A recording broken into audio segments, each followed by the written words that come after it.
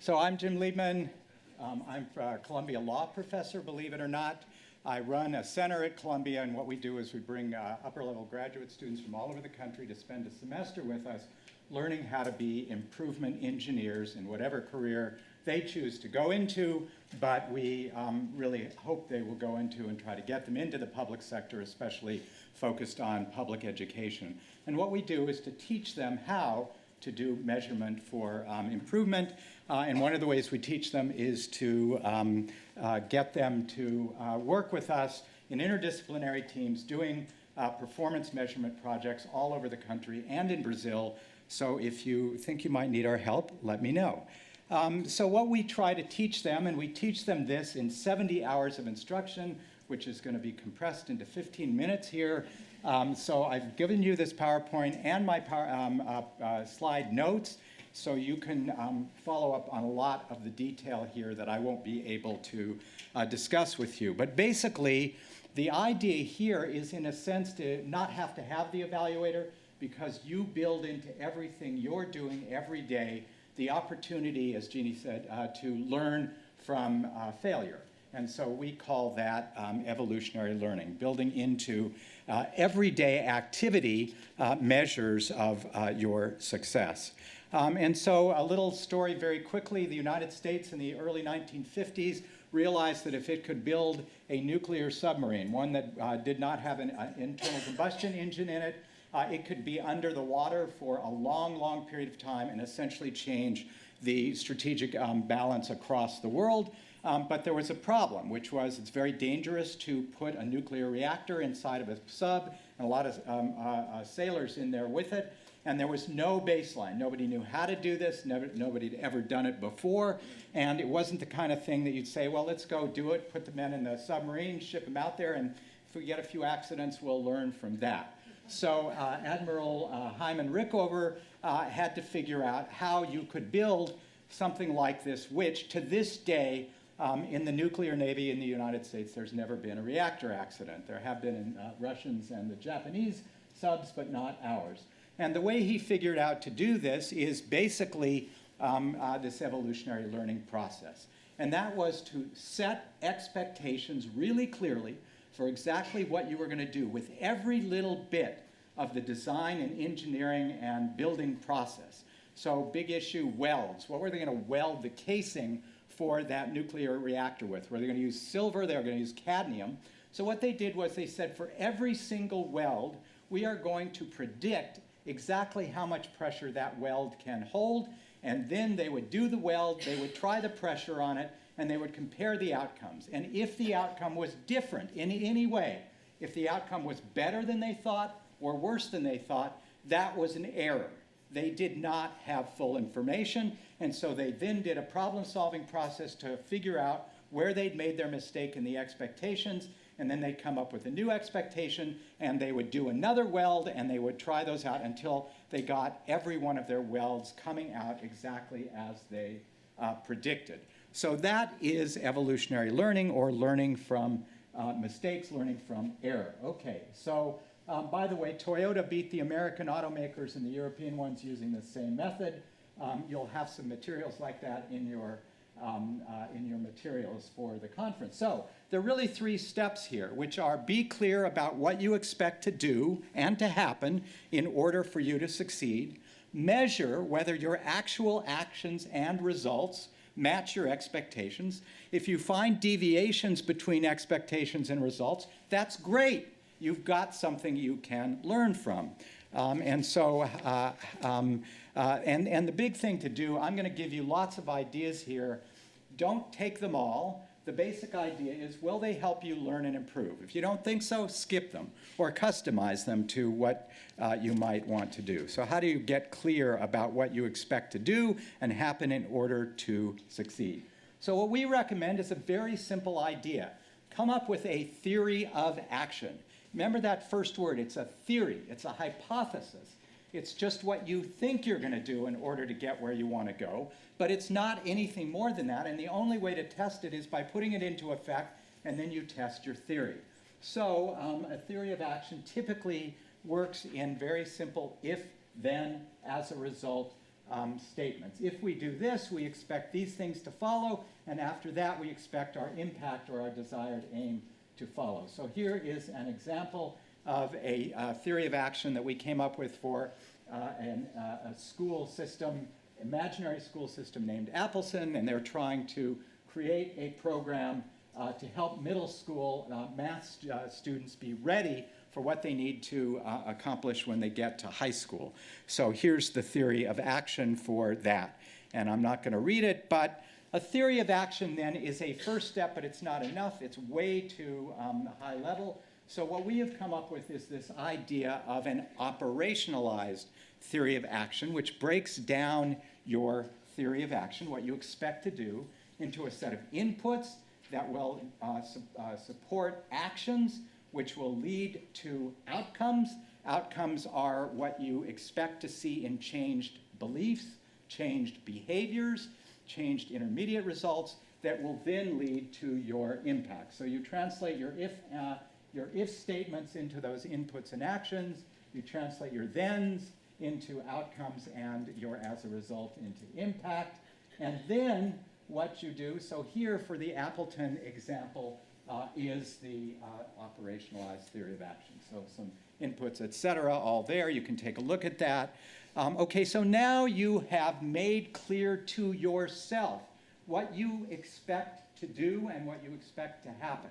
And that's really important. You always think, well, we know what we want to do. But if you try to lay it out with some clarity, you'll learn a lot about it, and you'll find out you really didn't know everything you thought you did. So it's helpful as a strategic tool, even if you're not measuring. Okay, now what you want to do is measure whether you get the results that you thought you were going to get. And it's not just the results. Did you put the inputs in place? Did you take the actions? And when I say take the actions, did you do the things you wanted to do at the level of quality that you wanted to do them? Did they have those intermediate results? Did people start changing their mindsets, changing their behaviors, and things like that? And so that's why we're going to measure. There are lots of different kinds of measures. There are process measures. Those are the things that measure whether you did what you thought you were going to do and you did it at the level of quality that you wanted to do. They're leading indicators. They're really important. If they're going wrong, forget about the outcomes. You don't have to wait for the outcomes. You're likely not to get to the outcomes because you're not doing what you expected to do or not doing it very well. So this gives you a lot of early warning about what to do. Then you can measure your outcomes. These are those intermediate things that you expect to see happening, changes in beliefs and behaviors. And then finally, you measure your impact. And then there are these other kinds of measures that are talked about. So here is an alignment of the Appleton operationalized theory of action with some indicators of each of crucial things that they were going to do as inputs, as actions. And we've come up with an indicator of what will tell us that we did what we thought we were going to do at the level of quality we thought we wanted and getting these intermediate outcomes that we thought we would get, and then an indicator for the ultimate impact that you are seeking. And so lots of questions to ask about measures. Are you going to do process, outcome, or both measures, quality? And don't forget about quality. We often want to measure how many people came to the training, but we don't measure whether they learned anything. So that's an important thing to do. I'll talk a little bit more about tools. We think it's really important for you to set a target for each one of those indicators, where you expect to get as a number or as some kind of a quality that you can measure, so that you have that expectation set that you can compare to your actual results.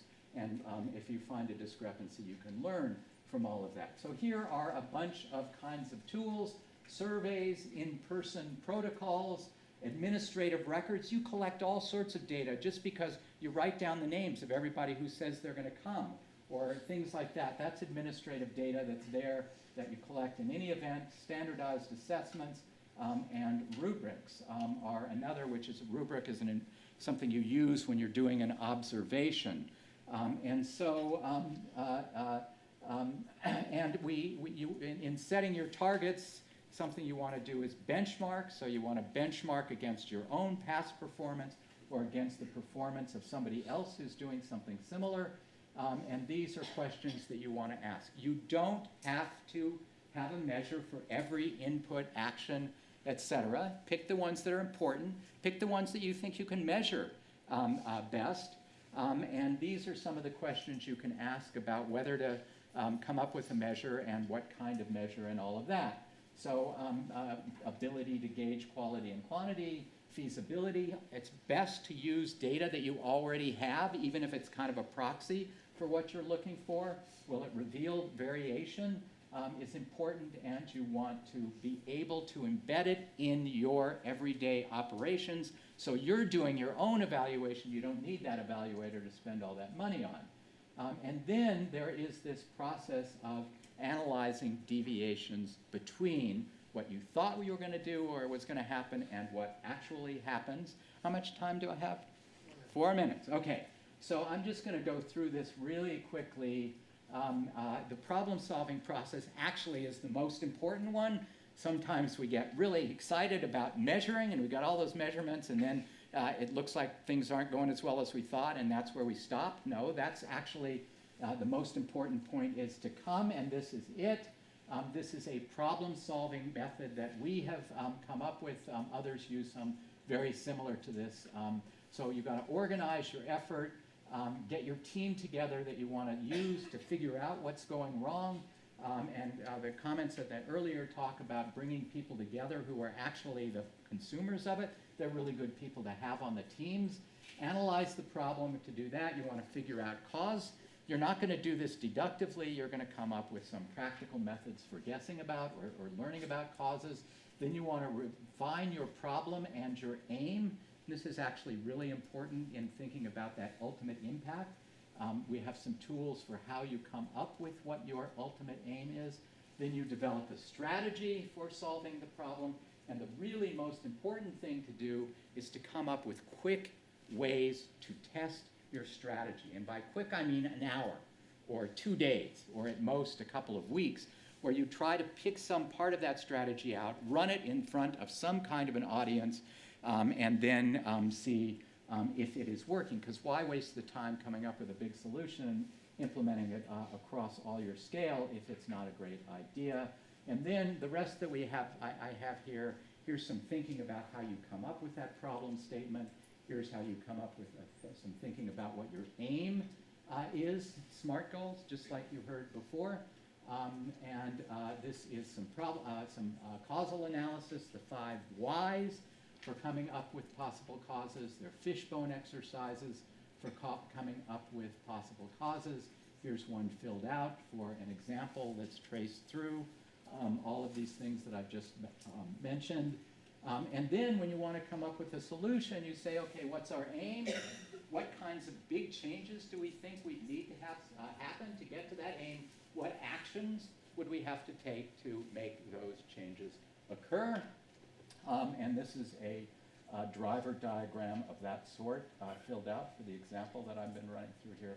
And then there's this test cycle that you can go through.